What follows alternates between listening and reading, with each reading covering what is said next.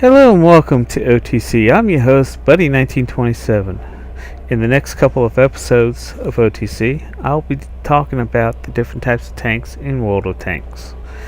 There are light tanks, medium tanks, heavy tanks, tank destroyers, and self-propelled guns, aka RD.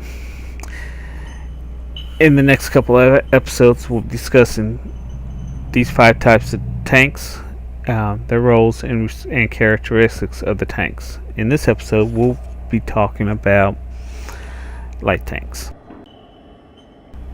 Most light tanks are fast, mobile scouts, which are used to detect the enemy for their team or destroy the enemy artillery. However, some were designed for head-to-head combat during the early period of the war or game, and are slower yet but much better armored. Due to having general high power to weight ratio, the high top speed, light tanks benefit from physics more than any other class, able to gain speed and hurl themselves up slopes too steep to climb for heavy and medium tanks. On the other hand, some lower tier tanks, which are designed for combat, are much slower, and some rival the speed and maneuverability a bit of the heavy tank. Light tanks share some general characteristics. The heaviest light tank roughly weighs 42 tons fully equipped, and no light tank has no more than 85 millimeters of armor plating. The fastest light tanks can reach speeds of 79 kilometers per hour and have the mobility unpropelled expected by most maneuverable medium tanks.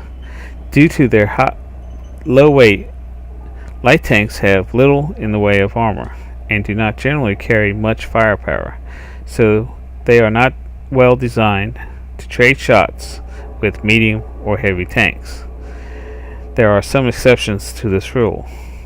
Some light tanks are slow and have good armor, such as the AMX-40 and the Valentine, and some light tanks carry medium caliber high velocity guns such as the AMX-1390 and the WZ-131.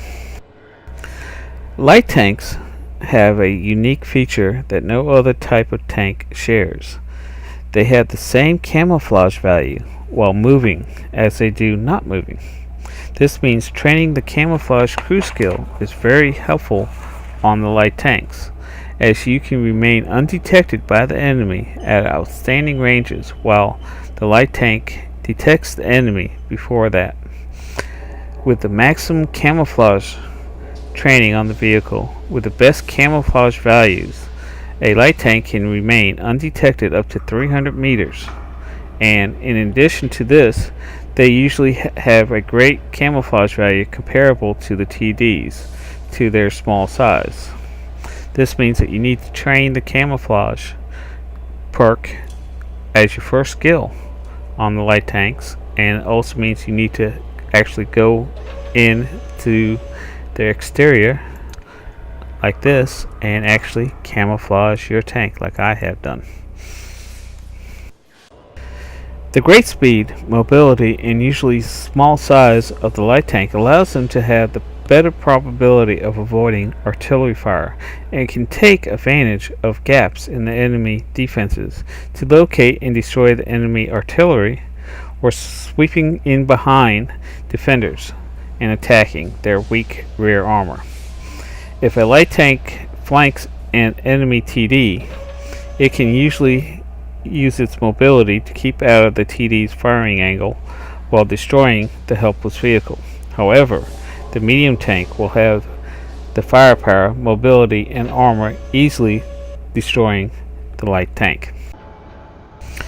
Heavy tanks will generally have enough frontal armor to ignore the light tanks for the most part, so coordinated with the rest of the team is required to engage these enemy vehicles. On the other hand, most heavy tanks have trouble keeping up with light tanks because of their slow turn and track traverse.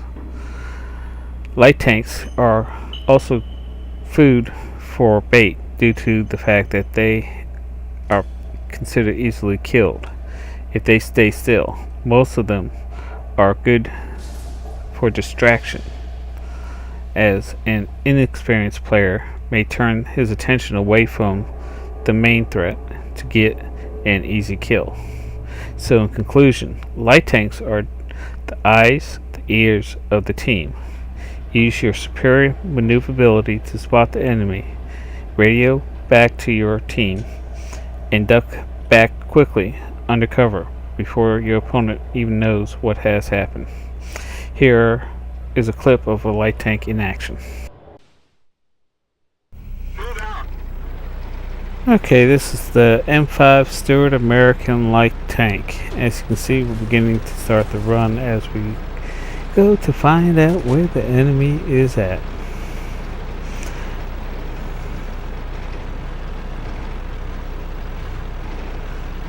As you can see, I'm trying to use some of the vegetation, keep me spotted, keep me undetected, and using the camouflage on the tank.